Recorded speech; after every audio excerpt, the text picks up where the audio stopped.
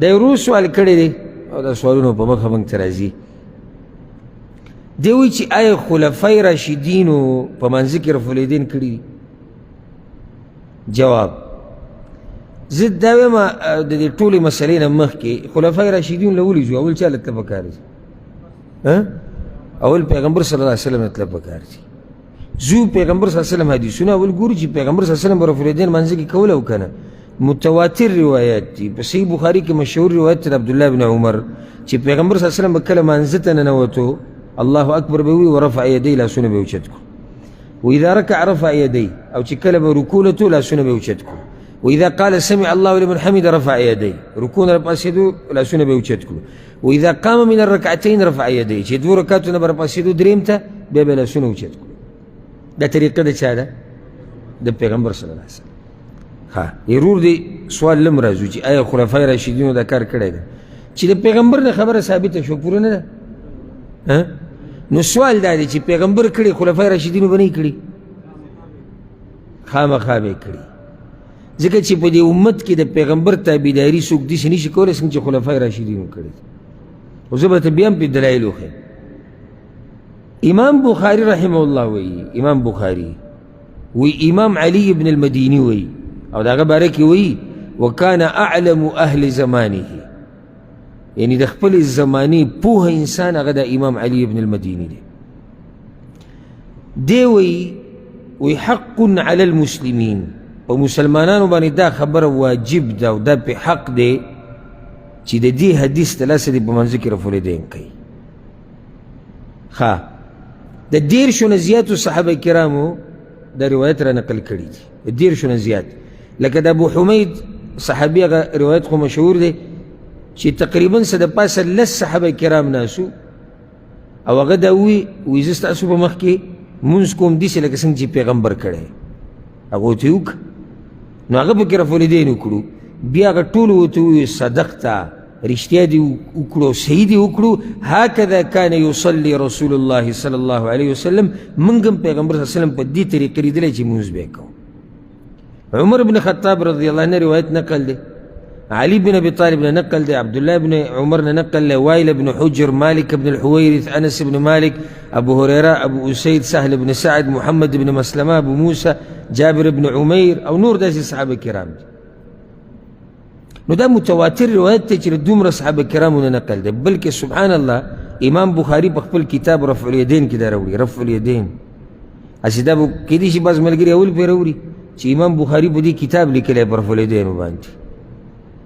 او سبحان الله ډیره ناشنا ده چې د امت نور علما هم لکه امام بیهقي، امام بخاري او نور علما ډیرو د اوسه پورې د رفع الیدین په اثبات باندې کتابونه لیکلي چې دا په منځ کې شتي، او یو داسې نشي چې رفع الیدین په اثبات چې یعنی د رفع الیدین په نفي کولو یې لیکلی پخوانو علماو. یو سړی راته اوسنی خپل د کلي ملا یادوي، زه د هغه خبره نه کوم، پخواني امامان ویم. هغه یو روایت راوړی دی امام بخاري، وی عبدالله بن عمر چې به کله په جومات کې ناست او چا به مونځ کو او رفع الیدین به پکې نه کول، رماه بالحصبا، وړکې ورته کاڼه به راواغوسته چې پې وویشتو وې رفع الیدین کوه، دا د پیغمبر طریقه ده. هر چې کوم علما چې دا وایي چې دې باره کې روایت راغلی دی وایي کېدای چې پیغمبر نه دی کړي، هغه ټول سندن کمزوري روایت دي. خلفای راشدینو نه راځو، عمر بن خطاب نه روایت نقل دی. نو چې عمر بن خطاب نه نقل دی او علي بن ابي طالب نه نقل دی او دوی وایي چې پیغمبر داسې کړي دي، سم خیال دی چې پخپله به یې کول که نه به یې کول؟ چې دی نقل کوي چې پیغمبر کړي دي، خو دوی پخپله هم کړي دي که نه. ابوبکر صدیق رضی الله عنه چې ده کړي دي او که نه، زه درته یو روایت وایم زړه به دې پرې خوشحاله شي که چېرته د حق لټون کې او په حق پسې ګرځي. امام ابن المنذر رحمه الله په خپل کتاب الاوسط کې یو روایت راوړی دی د عبدالرزاق الصنعاني رحمه الله نه. هغه وایي اخذ اهل مکه رفع اليدين في الصلاه في الافتتاح والركوع ورفع الراس من الركوع عن ابن جريج. مکی والا چې څومره خلک دي د هغه په زمانه کې دوی په منځ کې د رفع الیدینو دا طریقه د یو عالم نه اخیستې ده چې هغه ابن جریج دی. واخذه ابن جریج عن عطاء، ابن جریج دا طریقه یې زده کړې ده د امام عطا نه، یعنی سند یې د هغه نه دی. او امام عطا دا طریقه یې زده کړې ده عبدالله بن الزبیر رضی الله عنهما. عبدالله بن الزبیر څوک دی؟ د زبیر بن عوام زوی دی، د اسماء رضی الله عنها زوی دی، د ابوبکر صدیق نوسی دی. واخذه ابن الزبير عن ابي بكر الصديق رضي الله عنه. عبد الله بن الزبير چانه طریقه راغسته؟ ابو بکر الصدیق نه، او خبر بدی زینه دا ولاړه. واخذه ابو بكر الصديق عن النبي صلى الله عليه وسلم. او ابو بکر صدیق د پیغمبر صلی الله علیه وسلم خبر راغسته. او دا ته زویم او پیغمبر صلی الله علیه وسلم ته دا طریقه جبريل خولې ده او جبريل ته الله خولې ده. دغه پیغمبر خو ځان په منځ کې سني شي کولی، نو به دې کې څه پاتې شو؟ امام بیهقي رحمه الله دا خبره کړې ده، وی ابو بکر صدیق، عمر بن خطاب، علي بن ابي طالب او دې ټولو نه وی نقل دي چې هغوی به رفع الیدین کول او هغوی دا روایت را نقل کړي دي. بلکې زه درته دا خبره وکړم او په زړه یې ولیکه.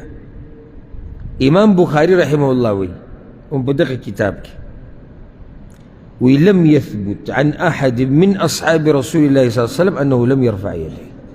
وی د پیغمبر په ملګرو کې د یو نم نه دي ثابت چې په منځ کې رفع الیدین نه یې کړي. دا زما خبره نه ده، د امام بخاري ده.